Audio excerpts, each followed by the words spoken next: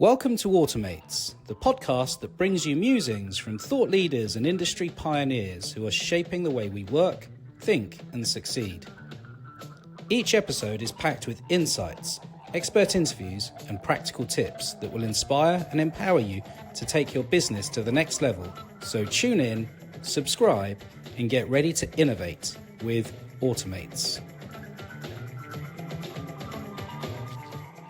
Good afternoon, Kat. How are you? I am good, thank you. How are you? Yeah, not too bad. Not too bad. It's Monday. I usually do these things on a Friday because, it's the end of the week and I don't have to think about what's coming up. But Monday's a good day to do it too because not too much has gone on yet. So my brain is active, so it's okay. Yeah, hopefully me too. Yeah, no, it's good. It's good. So we've got a lot to chat through today, but I think the reason why I invited you on and you graciously accepted is that I saw that you've started you've written a book with Stuart, your colleague. So that was the premise of really me trying to get into understand the background of that and everything else. But I think as I started to look into your journey at Weightmans, I thought it was really interesting and sort of the role that you play now. So why don't you introduce yourself and then we'll see where the conversation takes us. 17.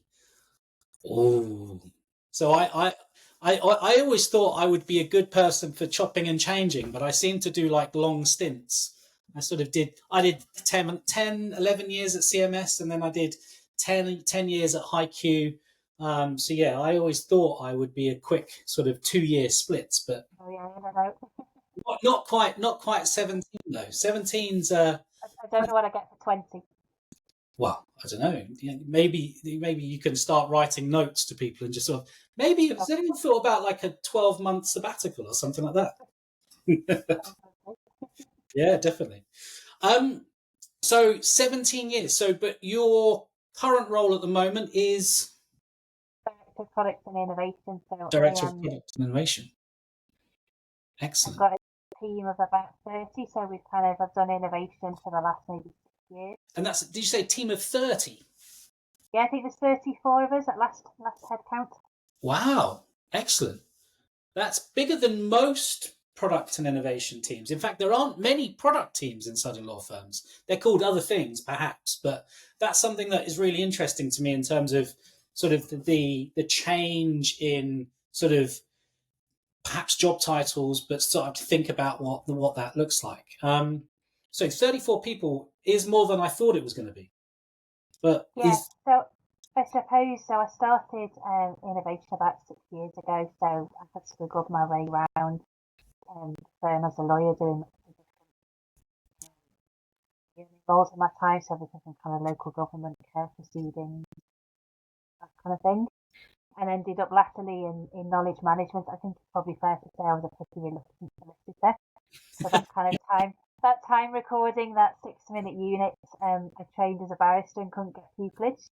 So that I was always kind of a bit anti-time recording. It wasn't how I thought my legal career would pan out. So I got the opportunity to move into knowledge management, and for me that was kind of the perfect role. So I got to do that kind of almost a black letter, nitty-gritty strategic stuff. Yeah. Without then having to go away and do the letter or the phone call after it. So that kind of being able to look down, give that strategic advice over a variety of different areas.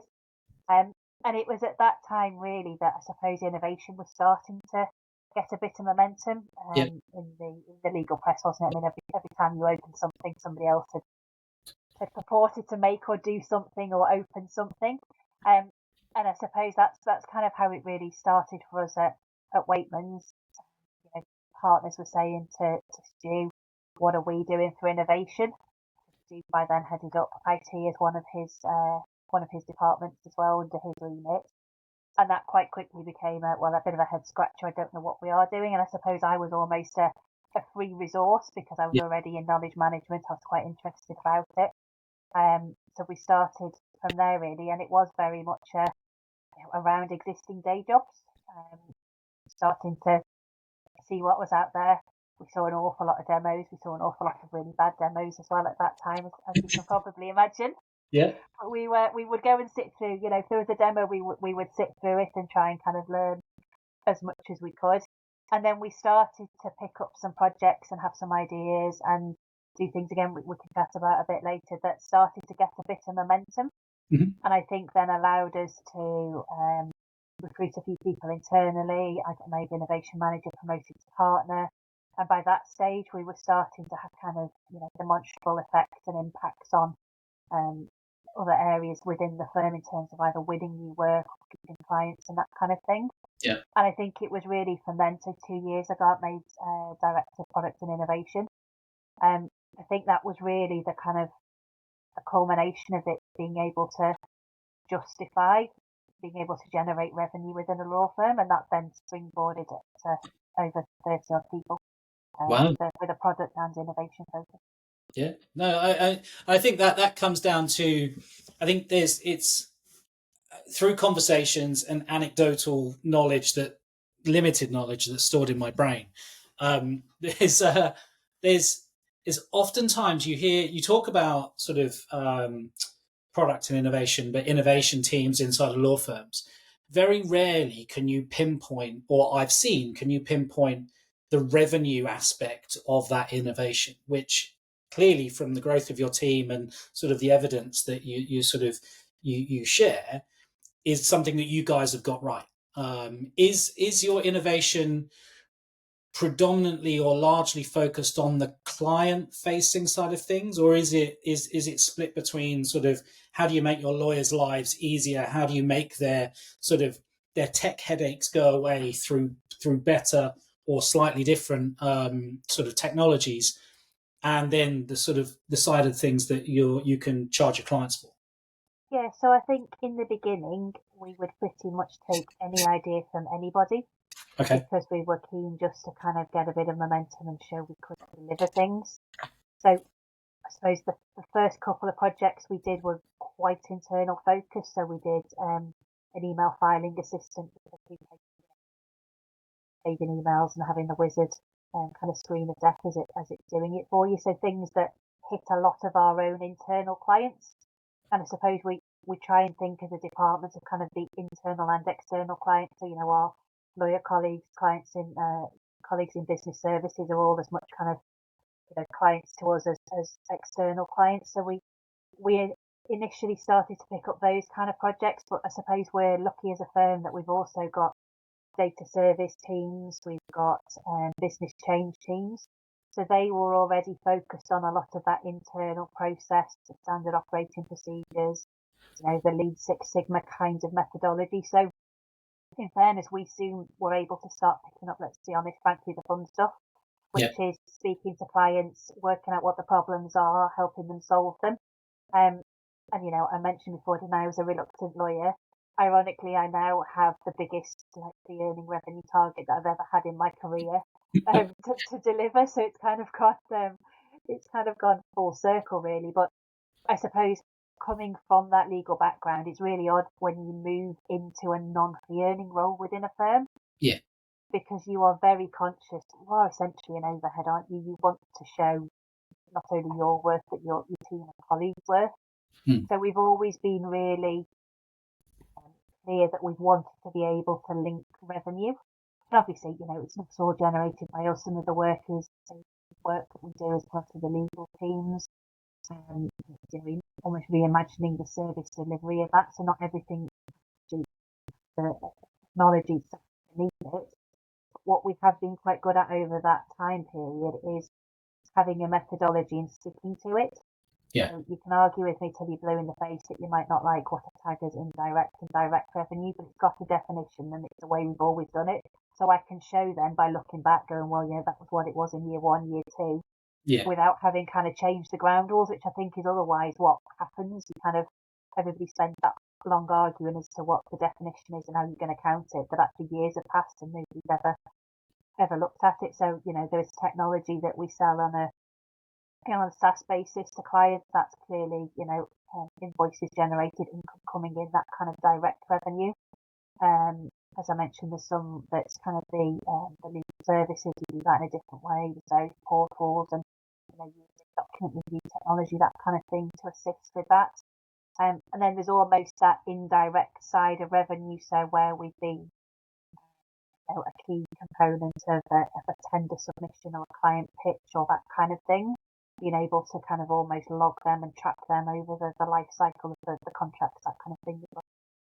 No, that makes sense. I mean, it's interesting. It was going to be one of my questions whether or not you had a target, because I saw that number of products. But as you said, you've got the biggest target that you've had in a long time, Yeah. which is you tend to well, maybe this was 2 or 3 or 4 years ago. You tend to have heard innovation teams being targeted with sort of cost reduction within the firm, not necessarily revenue. So that goes to the internal sort of Yeah. the internal kind of use cases. I think I was doing a quick run through the website and I was looking at products and services, and I don't know if all of them are sort of linked to your team, but you sort of start to think about, as you build things, you've got to support and maintain them. So is your team of 30, 34 people, you've got, how's that broken down in terms of the delivery of the future, the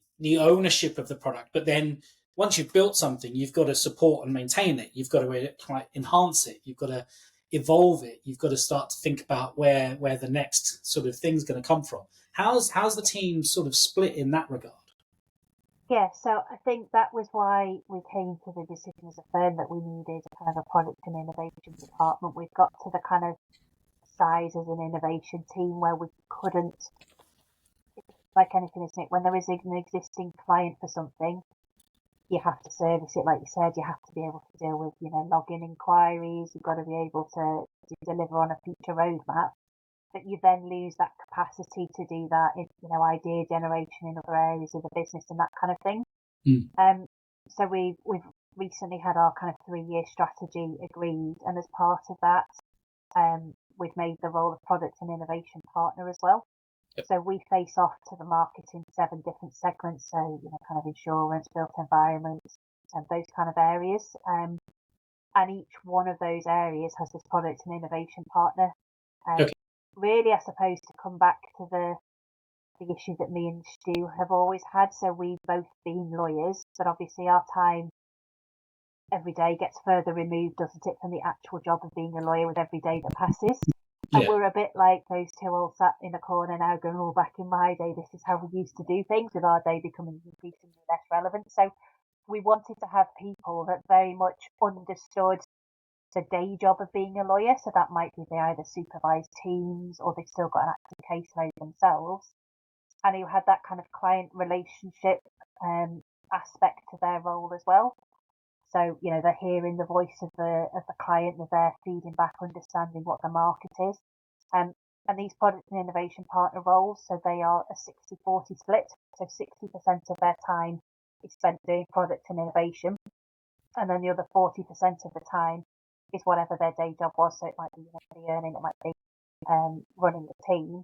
And I think what that has then let us do, that kind of restructure, has enabled us to see where we are across different aspects of the market, yeah, and then make sure the kind of the innovation team, I think we're up to about 15 or 16 in that team now, make sure that they're focused on the areas where we can kind of help clients problem solve. And again, we've just done a big round of recruitment over the summer. We've had another, I think, 10 legal engineers join us, and these are people, so some of them are first job out of uni. Not everybody's done a law degree. Some have done computer science. Some have done all kinds of weird and wacky things. So getting them kind of trained and up to speed so that they can start, seeing projects through from beginning to end, whilst allowing some of the more experienced legal engineers to be iterating on existing products. And then we built out the product side of it. So we had a product manager. We've built out then roles around him. So we've got product owners, we've got sales people, which for a law firm, somebody who has sold something other than law is amazing. Yeah. So we've got colleagues in that kind of side of the business as well, but all sat within kind of product and innovation. So very much all geared towards this kind of overall target. And I think then, because game, isn't it now? there's always way too many product and innovation projects, I think, regardless of the size of the firm and your budget, than you can ever service. Yeah. I think, you can never get to the bottom of that. But what is usually happens in a law firm is lawyers usually are really bad at estimating how long it is going to take them to come back on something.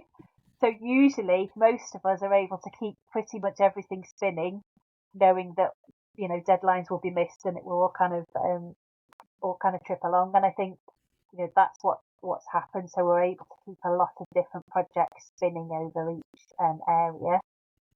And again, so I suppose to your point, being able to then still speak with clients, engage with them on roadmaps and that kind of thing, whilst we're waiting for maybe some of those new ideas to start trickling through the process as well. No, it makes sense. And you've literally, this is great because basically you're leading me in. So I've got a list of questions, and you sort of, it's there. It's great.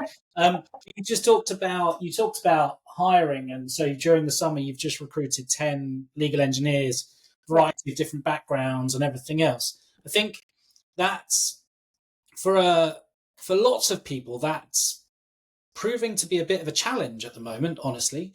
Partly because everyone is so focused on sort of the whole new data and AI world that we live in. And also, I think there's always just this notion of sort of hiring since COVID, people's expectations of what a job might be, where they might have to be, et cetera, et cetera. So you've added 10 people into your team in the last sort of 6 months. What's been your approach? Are they fully remote? Are they hybrid? Is there expectations around where they need to be? Yeah, so all of those roles are hybrid, I suppose. Okay. Just before COVID as a firm, we had gone to hybrid. Oh, okay. For us, it was almost, you couldn't write it, almost a week or two before, literally before COVID, we were the last office in Liverpool to get the kind of home working equipment. And I think, hybrid in particular suits this kind of product and innovation role. So we've got people now in 6 of our offices, so kind of geographically spread throughout the country. Majority are still in, so Liverpool is kind of head office for us in terms of numbers. And that's where the business service function is out of. So majority are still in Liverpool, but then with a 5 cohort in Manchester, and then everybody else kind of spread out. And I think the hybrid, it works. So again, like I mentioned, some of these colleagues, it's their first job, having finished uni. So you want to understand, don't you, a little bit about the world of work, and that sometimes isn't always very easy just by the, the medium of technology. So, it's kind of be in the office 2 to 3 days a week, kind of almost over a cumulative monthly basis. So it's not kind of, you must be in, Monday, Tuesday, Wednesday every week. We, especially in these kind of jobs, we all travel, don't we, for conferences and to see clients and that kind of thing. So it's relatively flexible in that regard. And I think, I really like being able to work at home. I'm probably at that right age where it suits me and it suits the rest of my, home life with the childcare juggle. But again, not everybody coming into the workforce wants to, or has, places where they would like to sit and work all day. So that ability to come into the office and to have people around, really, really important. And I think as well for innovation, there are just some meetings where no matter how good your virtual whiteboarding skills are, nothing, replaces physically all being in a room with, the whiteboard paper or whatever it is and some sharpies, actually writing stuff on post-it notes, standing around chatting. So, we try and do a fair mix of people physically all getting together, and we've done that recently with everybody from all of those offices, so that people do feel part of something, but then equally that ability to, when you're trying to build something or, write up project documents, to do that kind of sat at home, heads down and crack on uninterrupted. I think is also important. Sorry, I'm just letting my dog in. She's just annoying. Disappear now. So yeah, I think, and I think that sort of, it's a reflection, isn't it? Because you're recruiting sort of recent grads, you've got different people with different experiences. They have different demands on you as an employer, you as a boss as such, in terms of their guidance, what they need to get. For you to sort of a lot of people coming in, they need to know a bit about the culture and how things operate. And it isn't just a set of rules; it's an ethos. It's a way that we operate. And I think most firms most firms are. God, she's so annoying. Sorry, I don't normally do this. I can only start barking. Look, it's annoying. But the challenge with that is that sort of how do you manage, maintain it, especially so is your role if you've got 34 people in your team, how has that evolved then in terms of looking after people, your sort of the people that you're directly responsible for now, obviously. Does that change what you get to do as a person in terms of your job? If say 2-3 years ago team was much smaller, you're out in front of clients doing stuff, is now there is a bit more sort of logistical, I've got to be a boss rather than a doer type thing? Does that change what goes on? I suppose a bit. So I'm really lucky. I've got a great innovation manager, product manager, and then kind of an innovation team manager, um, who have just, welcomed new people into the team and kind of consumed them within their kind of TM responsibilities. I think, the culture piece is really interesting, isn't it? Because you can't be too far removed from that yourself and then still hope that that's how it operates in your team. So, a lot of my time is spent still travelling around the offices, seeing people, working with colleagues out in different offices to try and kind of maintain that level of a culture and I suppose just the way the department runs. I think what has been interesting obviously is we've added more people. We did used to all be Liverpool based, and what works for you in terms of managing people and managing processes and managing innovation in general when there's 6 of you all sat on the same pod clearly doesn't work as you scale.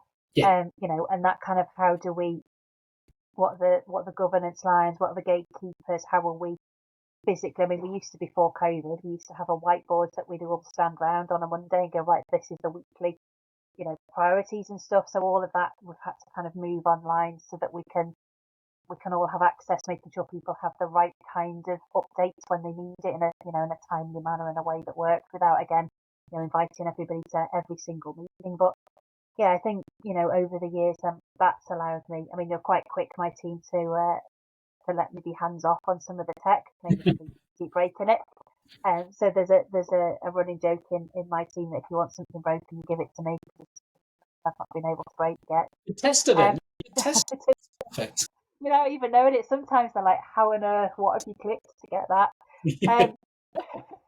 But I suppose being able to now sit back and do more of the strategic stuff, looking more at priorities, the client market, what's going on, I suppose, more broadly.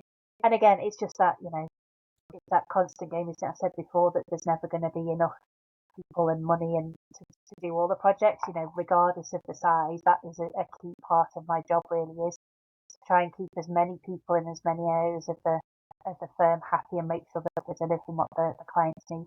Yeah, it makes sense. And it's interesting, sort of, you talked earlier about sort of having a sales function inside of your team, and looking at that. I mean, I'm not a salesperson, never have been. I wouldn't pretend to be a salesperson, but I'm sort of responsible for sales in our organization. So I know how important hitting numbers is to the board and keeping people motivated and everything else. It must be one of those things which is a really interesting. So if you talk about sort of strategic thinking and sort of time away from meetings to think about stuff, that must now be a big part of what you're thinking about. Who do we market to? Who do we contact? How are we going to do that? Do we do that in the old salesy way, or how do those things evolve? And I think that must be interesting for you. And it probably there aren't that many people in your situation. So how do you, inside of law firms, how do you draw inspiration to sort of drive that forward, to think about those things? Yeah, so I mean, as I mentioned, my background is legal. I've had no other kind of, um, training really would have helped me with any of that before I kind of moved into this role. I do love a good book, Ben, so I have pretty much every book that's ever been written about various sales life cycles and all kinds of things. Kind of stacked around the place. I think a lot of my job now has become the kind of the joining up of things. So again, in a hybrid world, making sure that the right people in different offices are speaking and that we've not got one project aimed at one thing that's actually broadly similar to another.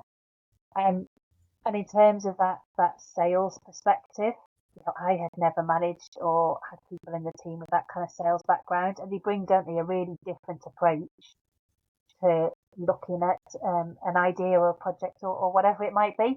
And that's been great. We've loved that kind of different perspective, different ideas to have to market and what's worked for them in other roles. But it can be a bit alien for a law firm. So a lot of my job is almost that hearts and minds, going before the sales colleagues to go, hey, this is how we're going to approach it. I'm going to introduce my colleagues, got some great ideas, all of that kind of thing, to almost lay the track for them to come along and do their sales bit, to almost to do the kind of internal warm up for some of those conversations to make them a little bit easier. No, that makes sense. And so, and I know that there's a growing trend in the US, but maybe not in the UK, to have, and it's not the BD function, but it is more of a sales function inside of a firm, focused on the delivery of the law rather than a product or service. Do you see sort of some of those kind of conversations triggering conversations within the partnership around how Weightmans sells, not just the products that you provide, but actually the package that goes around it with the expertise, the lawyers, and everything else? Yeah, so I think we've got a really strong marketing department, especially to kind of almost existing clients and then the winning new business. So it's kind of got that sales mentality to it. But again, I think, I suppose a lot of lawyers are happier with the selling legal services chats themselves, aren't they, rather than the attempt to sap the way through product and innovation. The minute you say, AI or something, they're kind of running for the hills thinking they haven't got the experience to talk about those kind of things. So I suppose the selling legal services comes a little more naturally, doesn't it? Within a law firm. And I suppose, a lot of the selling of the product and innovation is to make sure that our sales colleagues within the product and innovation department are joined up with all of the marketing teams as well. We don't want to be selling in a vacuum and stuff. So it's that kind of making sure that there's good links and knowledge exchange between all of them as well. Everybody's kind of helping each other out. Cool. That makes sense. So one of the things that sort of you mentioned in terms of the size of the team, what they're split up and what they're focused on, it's really interesting. It's sort of, actually 34 people is bigger than my organization. It's not mine, but the company I work for. So it's like, it's one of those things that I start to think about. Okay, well, I've got support people, I've got marketing people, I've got sales people, I've got product people, I've got engineers, and you've got those in there. How do you balance sort of things like something that I always get challenged with, particularly from sort of prospects, particularly in financial services world, security. How do you as a product organization building things and delivering things digitally, how do you overcome sort of the security aspects of what you're doing? Is it a byproduct of the technologies you're using, or is it something that sort of you and Stuart have worked really hard on? Because I know it's a real challenge for us. It's always a challenge for us, security. So it must, for an organization or a section of an organization that isn't necessarily sort of thinking about security all the time, although you probably are, but indirectly, how do you overcome things like that? Yeah, so I suppose, Stuart's had his IT background, with both being lawyers, so that kind of whole GDPR, information security, data protection stuff is almost, like, I suppose, ingrained into you, with every kind of decision you're trying to make. I think, I have a newfound respect for people who've ever sold us software, having moved into this role. So all of those, I mentioned we sat through a lot of demos, which we did. But the whole, making sure that you've got your supplier process documents and everything done, you've got your information security architecture questionnaires that you can kind of hand out, that kind of stuff, all those things that as a lawyer, you don't really have to think about until you move into this world. Yeah. We've tried to kind of partner with, secure technology that then lets us build on top. Okay. So things like a lot of these kind of low code, no code platforms. So there's, and it's systems we use internally that we can then make client facing. So from that aspect, as a firm, we've satisfied ourselves. We've gone through all our procurement processes. Yeah. And then when we're selling to clients, we go through their procurement processes as well. But yeah, that newfound respect, now the shoe is on the other foot.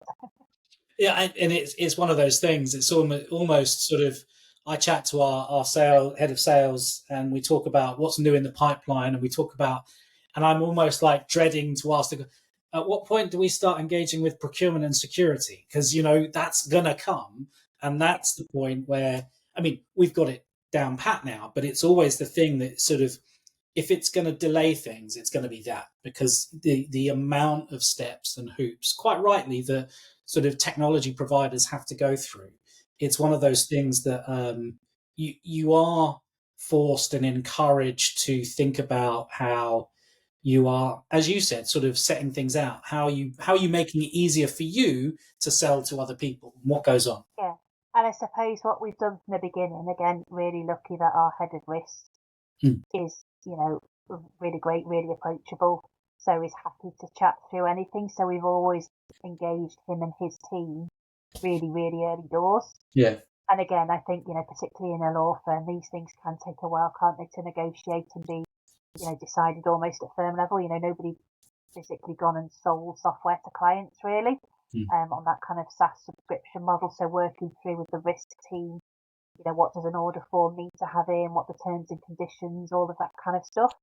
And doing that really as soon as we got the idea that we were going to sell direct, so that we weren't kind of almost having to stop projects because then we were waiting for risk to almost backfill those bits that we needed. So really trying to speak early doors to them, as to how we could best, cover ourselves as a firm while still being innovative and being able to sell software. So yeah, lots of really, and it was great. Our head of risk, James, lots of really just open conversations about, what might different approaches be, what are the levels of risk, what are we as a firm happy to tolerate, just that kind of two-way communication as to, as you mentioned, isn't it, the tech keeps changing, so that we're both kind of happy with the direction of travel, really. Makes sense. I've got one question that I should have asked a little bit ago, because it would have joined it together better.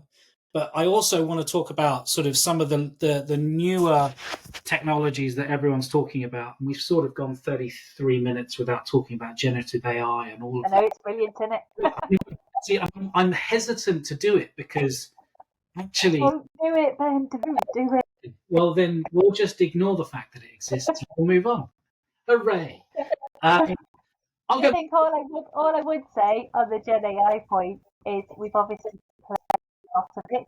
And it's just another tool, isn't it? If your main driver is what is the client problem you are trying to solve, Gen AI is one of a range of solutions in your toolkit, which may or may be correct to different problems, but it's not.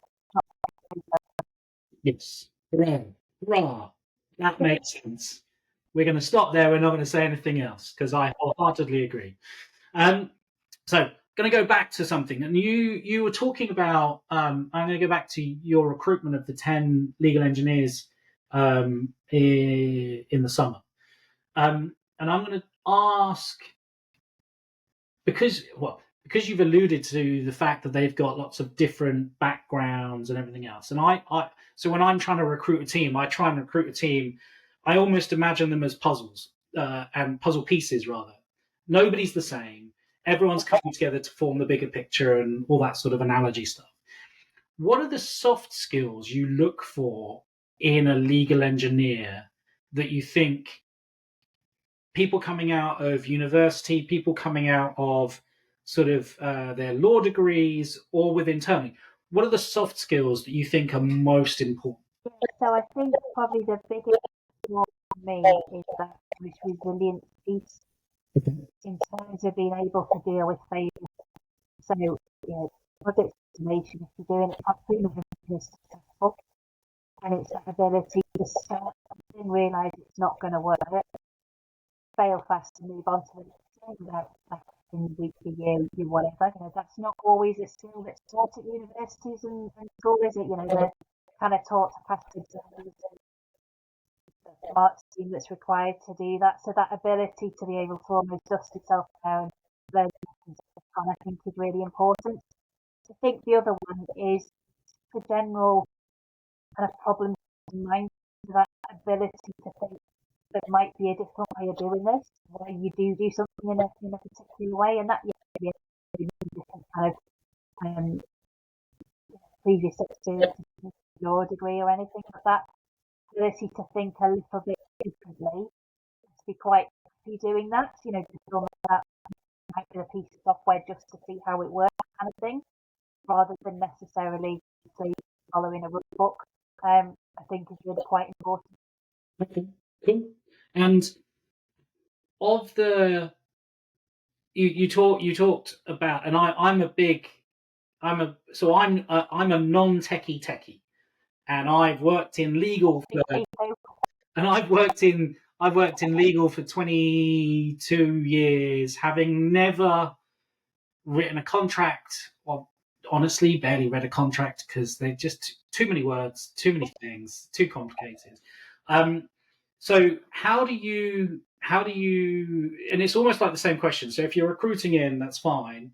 And sort of, do you see a difference in either generational or background in terms of those that have gone through their law degree and their sort of exposure to those kind of things? What do you is it the same answer for people that have come in with a legal background? So I suppose the people coming in with legal background now are kind of C&O shaped, aren't they? So when I did my law degree, you got your certificate at university, which basically meant you signed a case, and that was the height of the time that you kind of interact with. We still stood there photocopying case reports. Nowadays, loads of them are doing AI and innovation modules, so they're getting that exposure before they even come into a firm. It might be a different way of servicing client needs, Yeah. of lawyering, really, and that doesn't necessarily need to have a lawyer at the heart of it. So I think that's the kind of the shift in the law space, most notably over the last couple of years, really. And then I think people with different backgrounds. So Beth is my brilliant innovation manager. She's got a science degree, so she comes with a really strong kind of problem solving skill set and kind of running trials and that kind of thing, and brings that kind of methodology then back into the work she does then. And we've done that with people with all kinds of different degrees who bring that kind of different methodology, different ways of trying things, which we've managed to hopefully pull together. No, that makes sense. You mentioned one thing, and I think it's sort of it sort of made me think of something. So you mentioned people with all different types of degrees. Now, I didn't get a degree. I didn't stay the course. Whole bunch of reasons. Long story. Do you think that there's a place for people that don't have degrees in that kind? Because you obviously, yeah, definitely. Yeah. Okay. Yeah, so I mean, we haven't recruited anybody direct, kind of, leaving school straight into products and innovation. But what we have had over the last 6 years, I think we're up to about our 15th trainee or apprentice. Okay. So trainee or solicitor apprentice who are spending 6 months within the team, top 4 of them at the moment. And some of them, maybe second year out of school, going through the apprenticeship route for solicitor training. So again, a very different way of learning on the job. And again, then they bring a very different perspective, don't they? Having had a different education system, we had a lot of that, impacted by COVID and all the distance learning and things that entailed. And I suppose generationally, digitally native, aren't they? They've grown up with all of this kind of stuff. So, we always meet all the apprentices as they come into the firm. We do some kind of project and innovation sessions with them, and they're always a really great sounding board for new ideas and different ways of ways of working. But yes, certainly. I mean, we love having the trainees and apprentices. Again, a really precious. Yeah, no, it makes sense. It definitely makes sense. Um, Again, you said something 25 minutes ago. So your background from a knowledge perspective allowed you to sort of allowed for Stuart to lean on you to bring you into specific projects and do different things. I think I've seen a real trend of sort of the rise of innovation teams as a function either come out of IT or come out of knowledge. They've rarely joined the gap, if that makes sense. They've been one or the other, and you can tell that they've been one or the other in terms of their approach, the types of problems that they've been tackling, and how they've been sort of set up. And I think that's probably true of 5, 6, 7 years ago, or whatever it was. Do you think that what kind of advantage did your sort of knowledge working and knowledge experience have in tackling the whole innovation piece and sort of collaborating with Stuart? Yeah, so I think I did like a geeky problem, which I suppose probably helped. I think, I'd been who knows how many departments by that time around the firm, so I had a really strong internal network. That makes sense. Okay, cool.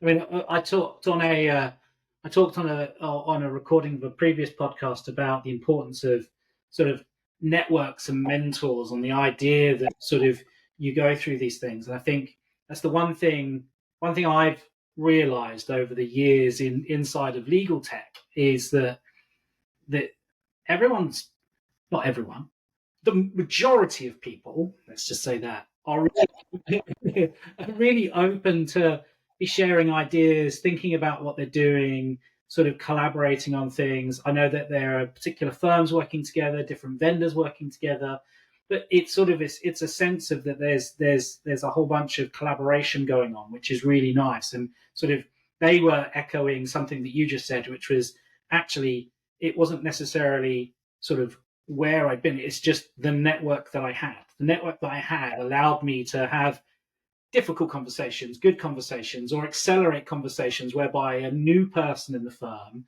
might not necessarily have been able to go through the motions as quickly. And I think that's that kind of cultural understanding, that benefit of how that sort of progresses. And I think that's really important. So, as I said at the very beginning, what triggered me to get in touch and think about sort of having this, you've got a book coming out with Stuart. Why don't you tell me all about that? All about it. Does it have pictures so I can read it? Maybe it's got a rainbow cover, so it's nice. Yeah. It came out last week, so physically got paper copies of it, which is nice to kind of see that into fruition. Awesome. And where can people find it, get it? Is it in So it's a Globe, it's a Globe Law and Business of the publisher, so either on their website or the other usual channels. Cool. Awesome. Well, when I publish this, I'll put a link out, and then people can go. Yeah, thanks. No, it'd be amazing. What's the not to stop people from reading it? What's the one takeaway? What's the one thing, if you could tell people in one sentence? What's the one thing that you would? What's the summary bit? I suppose that it's a lot harder than you think, and that failing is okay. Awesome. That's amazing. I mean, I think that's sort of it's. I think it's one of those things that like most lawyers don't or can't fail in terms of their job because they always have to win for their clients. And I think that I suppose that move from time recording and that move to failure and stuff is a very different shift. Yeah. And one that I've I struggled with for a while, but yeah, I think getting there. All up for the failures. Indeed, celebrate them. Exactly. Kat, thank you very much for your time. It's been wonderful to chat to you. Well, sorry to speak to you, Ben. No, and I'm sure everyone's going to find this really, really insightful and amazing. Thank you very much. Enjoy the rest of your Monday afternoon, and I will see you very soon. Well, thank you. Take it easy. Bye.